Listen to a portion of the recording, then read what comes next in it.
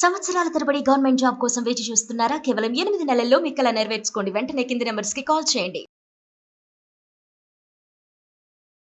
నమస్తే రమగారు. నమస్తే జయ. రమగారు, చందమామ కథ చెప్తారా? చిన్నప్పుడు ఎప్పుడో ఒక కథ చదివాను జయ. నేను చాలా ఏళ్ల క్రితం మా ఇంట్లో పుస్తకం కాదు, నేను ఎవరింటికో వెళ్తే వాళ్ళ ఇంట్లో పరమ పాత పురాతన పుస్తకం చందమామోడు దొరికింది. ఏదో పేరెంటం, నాకు ఒక 8 ఏళ్ళు 9 ఏళ్ళు ఉంటాయి. 5th క్లాస్ ఖచ్చితంగా కాదు, 3rd or 4th అంతే.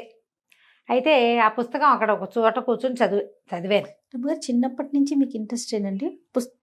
5 ఏళ్ల నుంచి పుస్తకం ఎక్కడ కనిపిస్తే అది ఎక్కడైనా సరే ఎవరిదైనా సరే, ప్లీజ్ 5 నిమిషాలు అది ఏ పుస్తకమైనా చదివేసుకుంటారు. చదివేస్తాను. సహజంగా ఆ వయసులో ఆటలు, అల్లరి చేయటం, పాడు చేయటం అవన్నీ ఉన్నాయి. అందులో మాకు ఎక్కడ తగ్గే పని లేదు. అదే పుస్తకం ఒక కథ మీద ఆసక్తి జయ, మా ఇంట్లో అందరికీ ఉంది. అది ఎట్లా వచ్చిందండి మీకు? ఏమో మరి అడగలేదు నేను ఈ ప్రశ్న. 2 ఏళ్ళు 3 ఏళ్ళు అప్పటి నుంచి కథలు చెప్పేవాళ్ళు జయ. అంటే ఇప్పుడు నేను ఒక పిల్లనే అనుకో, ఒక పిల్ల కథ వేరు. ఒక 6-7 వరుసగా పైనుంచి కింద దాకా ఉన్నారనుకో, పెద్ద పిల్లల్ని అనుసరించుకుంటూ చిన్న పిల్లలు ఉంటారు. జనరల్ గా జరుగుతుంది. నువ్వు మీ అక్కయ్యల వెనకాల నీకు తోకపుచ్చుకుని తిరగటం అంతే. ఈ తోకపుచ్చుకు తిరిగేటప్పుడు ఏమవుతుంది, ఈ పై రకాలన్నిటికీ కథలు చెప్పడానికి కూర్చోబెట్టేవాళ్ళు. మధ్యలో మా పాలేళ్ళు కథలు వినడానికి, మా కజిన్స్, మా పెద్దక్కయ్య చెప్పేది, వసంత చెప్పేది, మా నాన్న చెప్పేవారు, ఎవరో ఒకళ్ళు చెప్పేవాళ్ళు. సినిమాకి వెళ్ళొస్తే మా కజిన్ శ్రీకాంత్, వాడిని తలుచుకున్నప్పుడల్లా అదే గుర్తొస్తుంది. లేడు పాపం ఇప్పుడు, మా రంగపిన్ని గారి శ్రీకాంత్. కానీ వాడు ఏదైనా ఈ సినిమా పౌరాణిక సినిమా చూస్తే నర్సక అదేమిటే నాకు అర్థం కాలేదు అని వచ్చేసేవాడు.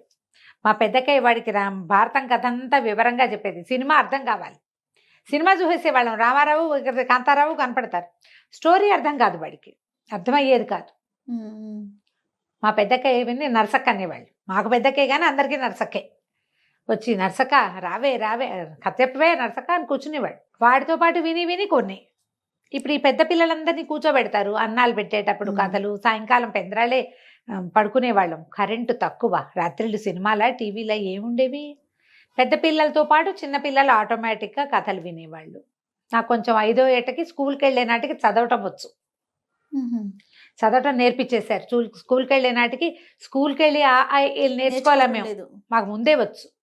అదేలే 5 నిండే నాటికి నేను చకచకా వాక్యాలు చదవటం వచ్చేసింది. తెలుగు వచ్చింది బాగా.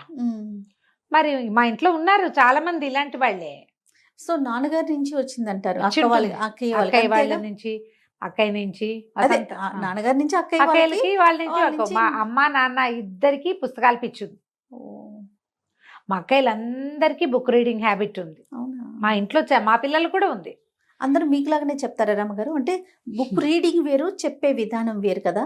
స్టోరీ ఇప్పుడు నాకు స్టోరీ తెలుసు, కానీ చెప్పే విధానం వేరు ఉంటుంది. మీకులాగానే చెప్పగలుగుతారు అక్కయ్య వాళ్ళు? మా పెద్దక్కయ్య, వసంత మా 5వ అక్కయ్య, వీళ్ళిద్దరూ చాలా బాగా చెప్తారు.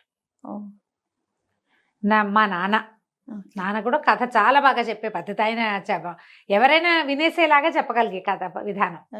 అందుకనే అయి ఉంటుంది, అది వచ్చింది. అది మా నాన్న పోలికలు ఏమి రాలేదని చాలా బెంగగా ఉంటుంది నాకు. ఇంత మంచి క్వాలిటీ ఇది వచ్చింది. నాకు రౌండ్ ఫేస్లు ఇష్టం చేయ. నేను ఎప్పుడు చెప్తా కదా, నిండుగా బుగ్గలు బూరిలో ఉంటే అబ్బాయి పలే బాగున్నారు అనిపిస్తుంది. నాకు సన్న మొహం, నా మొహం నాకు నచ్చదు. అప్పుడు నచ్చేది కాదు, ఇప్పుడు మా నాన్న పోలికి వచ్చిన మా అక్కయ్యలు చూస్తే నాకు కుళ్ళుగా ఉంటుంది, వీళ్ళ రౌండ్ ఫేస్లు అని. సో ఏమి రాలేదనుకుంటా. ఎంత గుర్తింపు వచ్చే క్వాలిటీ వచ్చింది కదా రమ్మగారు కదా. అవునా? మాత్రం మా నాన్నదే వచ్చింది. సూపర్. చదవటం కూడా ఈ వాళ్ళ ఇంట్లో చదివిన ఈ కథ నేను చాలా కాలం గుర్తుంది నాకు. కాకపోతే మనం చందమామలు అవి ఎలాగా నెల సంవత్సరము గుర్తుపెట్టుకోవాలి ఎవరైనాను. అప్పుడు లేకపోతే చందమామని ఏ సంవత్సరం ఏ నెలలో ఆ పుస్తకం వచ్చిందో మనకు ఎలా తెలుసు? ఇప్పుడు ఎన్ని రోజుల నుంచి చందమామ కథలు చెప్తున్నాం మనం. ఆ పర్టికులర్ కథ నాకు గుర్తుంది. కోతి ఒకటి ముత్యపు చిప్పలు తెస్తుంది. అది ఎప్పటికి తెలుసా? 55లో కథ. అబ్బా 55లో? నేనే 79లోనో 78లోనో చదివాను. నేను ఇన్ని రోజుల నుంచి కథలు చదువుతూ ఆ కథ కొంతే గుర్తుంది. కోతి ముచ్చపు చిప్పలు తేవటమే ఖచ్చితంగా గుర్తుంది, మిగిలినవన్నీ మర్చిపోయాయి. కొన్ని పోతూ ఉంటాయి చూడు, అది ఇప్పుడు మళ్ళీ తగిలింది నాకు అది. ఆ కథ ఒక ఎలా ఉంటుందంటే, బహుశా అదొక సంతోషం కలుగుతుంది అనుకుంటా. పుస్తకాలు పిచ్చి వాళ్ళకి అనుభవంగా ఉంటుంది. ఆ పర్టికులర్ బుక్ మళ్ళీ చదవడానికి వచ్చేసరికి గూస్ బంప్స్ వస్తాయి జయ. అవునా? భలే సంతోషం వస్తుంది. మీకు నేను ఎప్పుడు చెప్పను ఒక విషయం చెప్తాను రమ్మగారు. మీకు నిన్న ఆపోజిట్ కాంబినేషన్ రమ్మగారు. అందరూ బయటికి వెళ్తే నేను కనిపిస్తే రమ్మగారిని అడిగానని చెప్పండి అంటారు, మీరు కనిపిస్తే జయ ఏదని అడుగుతారు కదా. మన కాంబినేషన్ అంతా హిట్. మీకు డెడ్ ఆపోజిట్ నేను రమ్మగారు. బుక్ చదవను. బుక్ అసలు మీరు కూడా అప్పుడప్పుడు కొన్ని బుక్స్ ఇస్తా ఉంటారు కదా, ఏం చదువు మీరు తిడతారని చెప్పి తీసుకుంటా, అసలు దాని మీదకి మనసే వెళ్ళదు రమ్మగారు. అసలు ఆ థాట్ కూడా రాదు. ఇంట్లో పేపర్ చదవండి అని చెప్పి నేను న్యూస్ ప్రెజెంటర్ని కదా, నువ్వు ఒక న్యూస్ ప్రెజెంటర్వి, జర్నలిస్ట్వి, నువ్వు న్యూస్ చదవకపోతే నీకు ఎట్లా తెలుస్తాయి అని చెప్పి ప్రతిరోజు తిట్లు పడతానే ఉంటే నాకు నాకు అటు ఫోకస్ చేయలేను. మీ పుణ్యవాణి ఎన్ని కథలు వింటున్నానంటే నేను న్యూస్ కూడా చదువుతా జయ. అదే మీరు చెప్పేటప్పుడు నేను ఎంజాయ్ చేస్తాను అనమాట. అంటే బుక్ చదవాలి, బుక్ చదవబట్టే కదా ఇన్ని స్టోరీస్ మీరు చెప్పగలుగుతున్నారు. అవును, అది చాలా హ్యాపీగా మనసులో అనుకుంటాను, ఎంత డెడ్ ఆపోజిట్ కాంబినేషన్ మన ఇద్దరు. నేను న్యూస్ పేపర్ కూడా అంతే శ్రద్ధగా చదువుతాను జయ.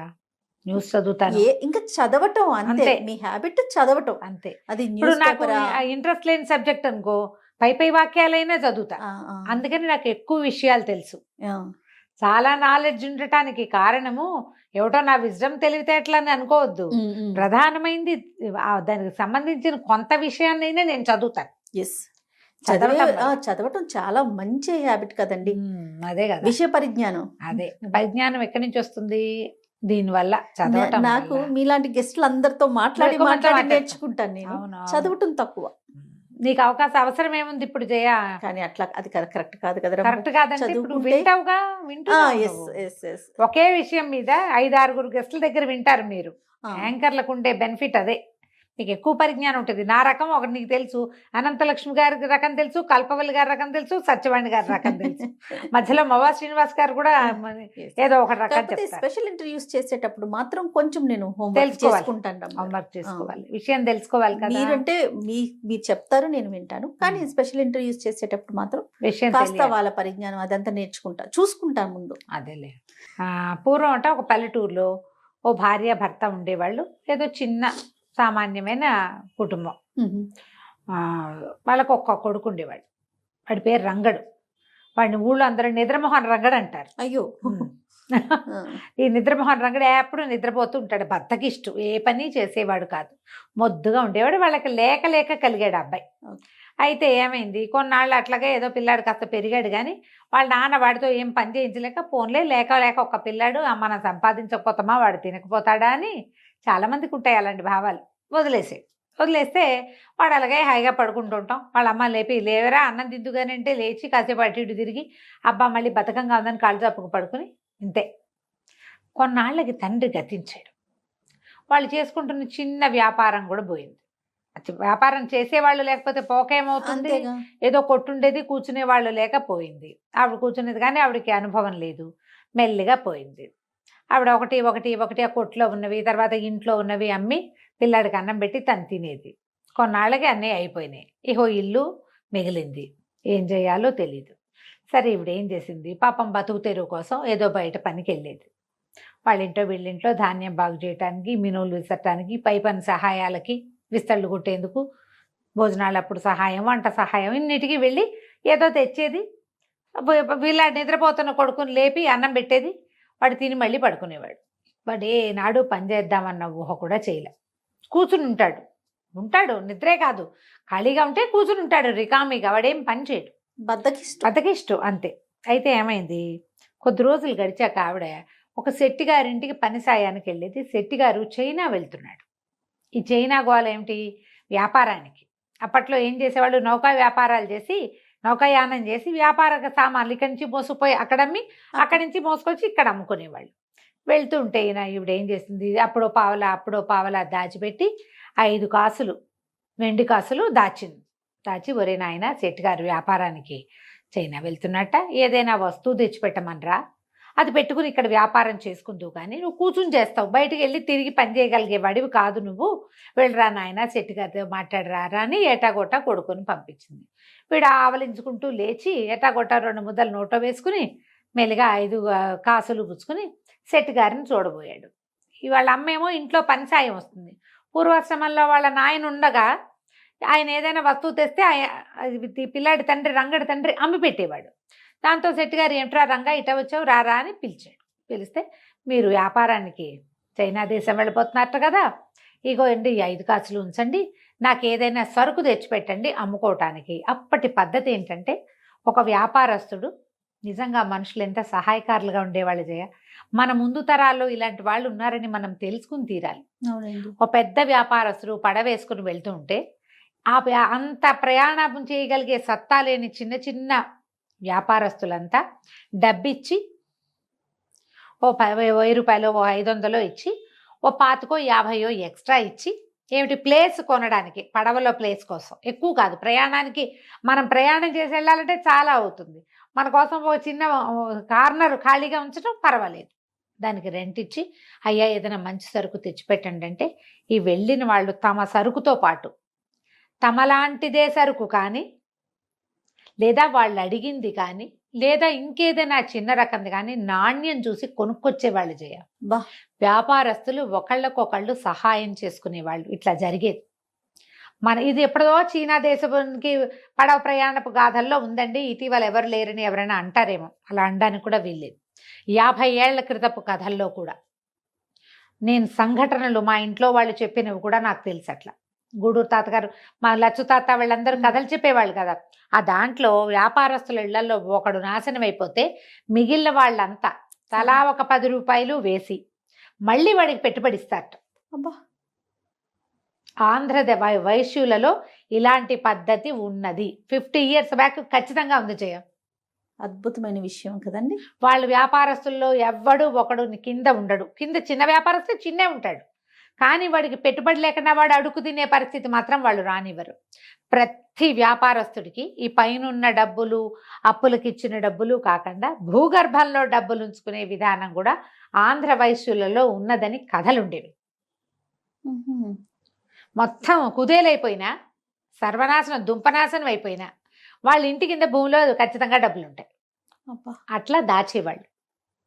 అందుకని మనం వ్యాపారస్తుల కుటుంబాల్లో చెడిపోయిన వాళ్ళని చూడం మనం. ఆ కాలపు కట్టుబడమ్మా అదంతా.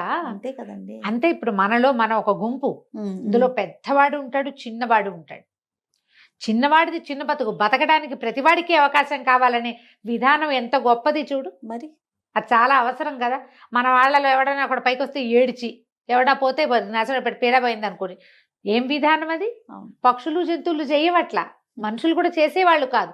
ఇప్పుడు ఎందుకో ఇలాంటి దౌర్భాగ్యపు సమాజం వచ్చింది, దిక్మాల సమాజంలో ఉన్నాం మనం. అవునండి, కలికాలం. కలికాలం అంతే. ఇప్పుడు మనకు ముందు 50 ఏళ్ళు 100 ఏళ్ల క్రితం కలికాలం లేదు, అప్పటికి ఉన్నాం, కానీ దగ్గరికి మరీ దగ్గరికి వెళ్ళిపోయింది. అయితే ఏమైంది, 5 కాసులు 5 కాసులతోటి ఏమొస్తుంది, సరే పాపం వాడిని కాదంటే ఎందుకు, ఏదో వ్యాపారం చేసుకుంటాడని ఆ 5 కాసులు ఆయన జేబులో వేసుకున్నాడు. సరే లేరా నాయన. చైనా ప్రయాణం అయింది. 3 నెలలు గడిచాయి. చైనా ప్రయాణం అంతా అయిపోయి ఆయన బోళ్ళంతా సరుకు కొనుక్కున్నాడు. అన్నీ కొనుక్కున్నాక తిరిగి బయలుదేరారు. బయలుదేరిన తర్వాత దాదాపుగా ఒక 100 మైళ్ళు 150 మైళ్ళు సముద్రయానం చేసేసాక ఆయన గుర్తొచ్చింది, అయ్యో బాబోయ్ రంగడికి మాట ఇచ్చాను, 5 కాసులు ఇచ్చాడు వాడు, ఏమి తీసుకురాలేదు, పడవలు వెనక్కి తిప్పండి. అప్పట్లో ఇంత నిబద్ధత ఉండేది, వెనక్కి తిప్పాలి పడవ, నా పడవ వెనక్కి తిప్పాల్సిందంటే ఈ ఆయనదే పడవ. మిగిలిన వాళ్ళంతా గోల్బెట్టారు, అయ్యా ఇంత దూరం ప్రయాణం చేసి వచ్చాం చచ్చి చెడి, మళ్ళీ ఇంత దూరము వెళ్ళాలా, మళ్ళీ రావాలి వెళ్ళాలి రావాలి, ఒక 150 తోటి పోదు, వచ్చిన 150 వృధా, వెనక్కి 150 వృధా, మళ్ళీ 150 వృధా. అంతే. ఎంత ప్రయాణం అయిపోయింది. అందుకంటే ఈయన ఏమన్నాడు, అది కాదు వాడు పాపం పేదవాడు, 5 కాసులు ఇచ్చాడు, ఏదైనా తెచ్చిపెట్టమని. వాడి పేరుతో ఒక్క సంచి లేదే ఈ పడవలో, వాడిచ్చిన 5 కాసులు మాత్రం చిల్లరగా నాకు ఉపయోగపడ్డాయి కదా. ఆయన కాదన్నాడు. మిగిలిన వ్యాపారస్తుల్లో తలా ఒక మాట అన్నారు. వాళ్ళంతా ఏమన్నారు, వద్దండి 5 కాసులతో ఏమొచ్చాయని చెప్పండి వస్తువు, ఓ పని చేద్దాం, మేము ఉన్నాం కదా 15 మంది ఉన్నాం, తలా ఒక 5 బంగారు కాసులు ఇస్తాం పిల్లాడికి, వాడేదో బతుకుతాడు అక్కడే. 15 మంది 15 5 అంటే ఎన్నైనాయి, బోల్డ్ అయిపోయింది కదా. సరే ఈ కాసులు మేము ఇస్తాము, మీరేం ఆలోచించబాకండి, పదండి అంటే ఇక ఆయన అన్యమనస్కంగానే, ఆయనకి ఇష్టం లేదు అట్లా చేయటం, కానీ ఇంకో దారి లేక సరే ప్రయాణాన్ని నడిపించారు. నడిపిస్తే ఏమైంది, కొంచెం ముందుకెళ్ళి ఎక్కడో ఓ చోట లంగరేశారు. లంగరేస్తే వీళ్ళు లంగరేసిన చోటకి వీళ్ళు అమ్మకాల వాళ్ళు, తిళ్ళ వాళ్ళు చాలామంది వస్తారు. వీళ్ళు అక్కడి నుంచి తెచ్చుకున్న సరుకంతా తినడానికి కాదు, అవన్నీ బేళ్ళు కట్టి పక్కన పెడతారు. ఎక్కడ లంగరేశారో అక్కడే ఆహారాన్ని, వస్తువుల్ని కొనుక్కుంటారు, అవసరమైన వాటిని. ఒక కోతుల వాడు 3 కోతులను తీసుకొచ్చారు. కోతులు అడిచి ఏదో సంపాదించుకుంటారు పావలా పరక. ఆ డెక్క మీద కూర్చుని వీళ్ళంతా చూస్తుంటే 3 కోతుల్లో ఒకటి ముసీలి కోతి, అది ఇలా కూర్చున్నట్టే ఉంది, అసలు కదలిక లేదు, నిద్రగా మాగన్నుగా ఉంది. మిగిలిన 2 కోతులు ఎగిరినాయి, దూకినాయి, గెంతినాయి, ఎంత అల్లరి చేసినాయో, ఎంత ఆడినాయో. అందరూ నవ్వుతున్నారు, సరదాగా వాడికి పావలా బేడా ఇస్తున్నారు. ఇస్తుంటే ఈయనకి ఏమనిపించింది, పాపం రంగడికి వీళ్ళంతా తల ఒక 5 కాసులు ఇలాగే ఇస్తారు, నీకోసం కొనుక్కొచ్చాను రాని వీటిలలో ఒక కోతిని ఇస్తే సరిపోదు వాడికి అని అనుకుని, ఎరా అబ్బి ఓ కోతిని అమ్ముతావా అంటే అమ్ముతానన్నాడు. ఎంతకు అమ్ముతావు? 5 కాసులు, 5 కాసులకి అమ్ముతానన్నాడు. సరే, ఆ యంగ్గా ఎగురుతున్న కోతుల్లో ఒక దాన్ని ఇవ్వమంటే వాడు నేను సుతరాము ఇవ్వనన్నాడు. ఈ ముసలి కోతిని ఇస్తాను తీసుకోండి, ఇది నేను 5 కాసులకే కొన్నా, పావలా సంపాదించాల, కొన్న దగ్గర నుంచి ఇది నిద్రమొహందే, నాకు పడదు బాబు, వాటితోటైతే నేను సంపాదించుకుంటా, ఈ కోతిని ఉంచుకుని నాకు ప్రయోజనం లేదు, ఈ జతలో ఒకదాన్ని తీసిస్తే రెండోది దిగులు పడుతుంది, అదో బాధ, మీకు ఉపయోగం ఉండదు, నాకు ఉపయోగం ఉండదు, ఈ పెద్ద కోతిని తీసుకోండి అంటే ఆయనకి బాధగా ఉంది. కానీ పోన్లే, నిద్రమోహం రంగడికి నిద్రమోహం కోతి అనుకొని ఆ 5 కాసులు వాడి చేతిలో పెట్టి, వెండి కాసులు, ఆ కోతిని తీసుకొచ్చారు. ఆ కోతి పడవలోకి వచ్చి కూర్చుంది, ఓ మూలకు వచ్చింది జోగుతూ.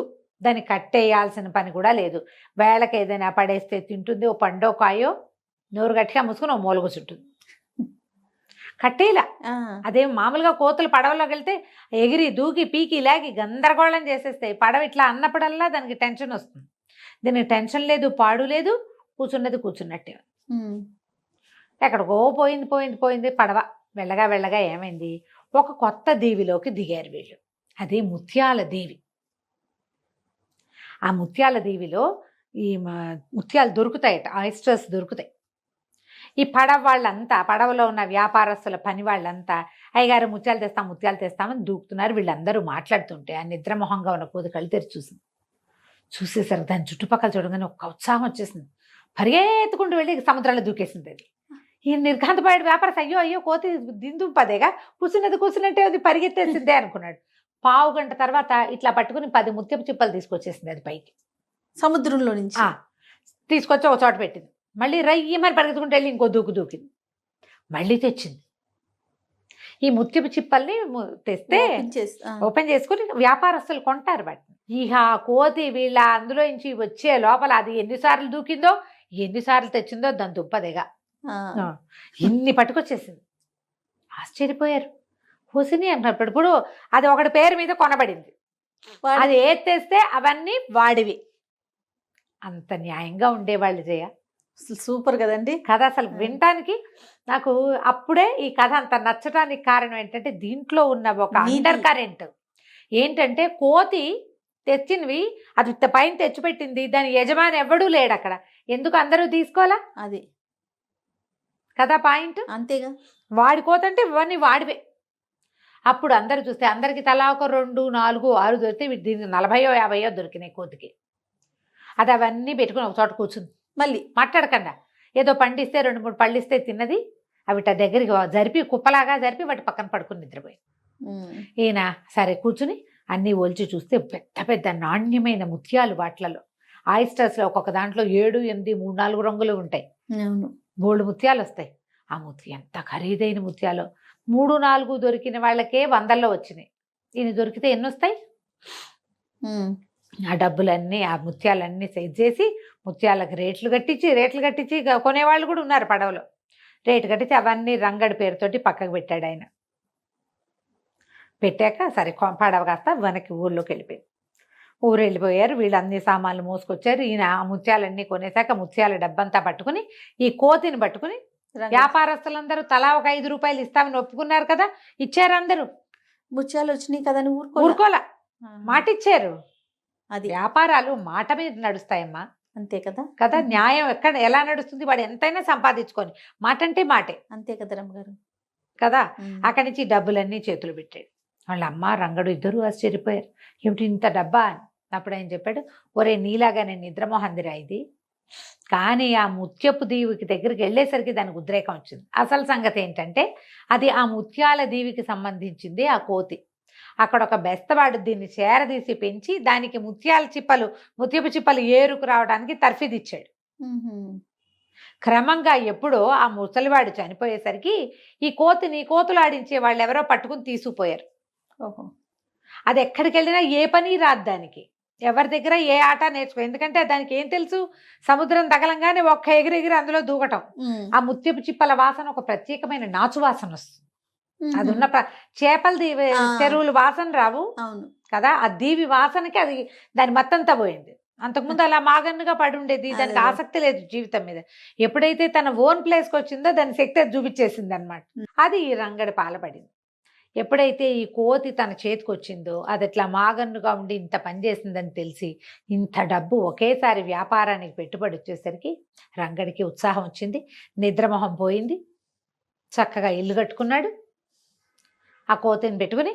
తర్వాత ఎన్నిసార్లు వాడు ఆ ద్వీపం మీదకి వెళ్ళాడు. వెరీ సూపర్ గా ముత్యాల చిప్పలు బ్రహ్మాండమైన ముత్యాల వ్యాపారస్తుడుగా స్థిరపడిపోయాడు. కథ కంచికి మనం ఇంటికి. అద్భుతమైన కథ అండి, చిన్న కథ కానీ ఎంత కరెంట్ ఉందో చూడు అందులో. అతను లాభపడ్డాడు అనే విషయం పక్కన పెడితే వ్యాపారస్తులు చూడండి ఎంత యూనియన్ గా ఉండి కరెక్ట్ గా కదా. ఇప్పుడు కూడా అది ఆ యూనిటీ ఉందంటావా జయ సమాజంలో? ఉందని అనుకోవాలి రమ్మగారు, పూర్తిగా పోయిందని అనుకోటానికి లేదేమో. అంటే అప్పుడున్నంత లేకపోయినా ఎంతో కొంత అయితే ఉందేమో అనిపిస్తా ఉంటుంది. మరి చూడాలి, ఇంకా ఉండాలని కోరుకుందాం మనం, అంతే కదా. నమస్తే రమ్మ. నమస్తే జయ.